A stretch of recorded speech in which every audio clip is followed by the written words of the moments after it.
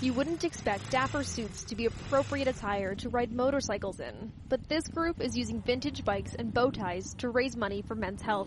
This is the 5th year of the Distinguished Gentleman's Ride in Hamilton. And while the event usually draws a few hundred motorcyclists, the past 2 years have been limited due to the pandemic. Instead, 70 motorcyclists will ride solo this year. The fact that we can do what we love, which is ride motorcycles and dress fancy and have fun, while still raising money and still helping out a good cause, is just it's invigorating. It's an amazing feeling.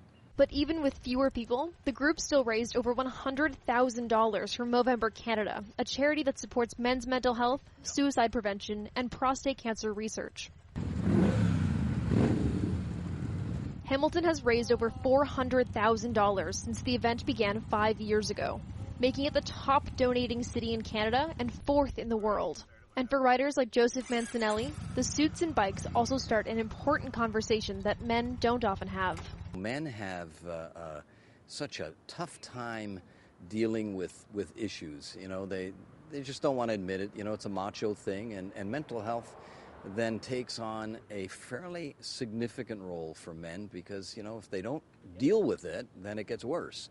Suicide is a big deal in men's lives. Jeff Campano organized Hamilton's event and says mental health has become an even bigger issue in people's everyday lives this year. Mental health is more important now than ever with lockdowns after lockdowns and multiple waves of COVID.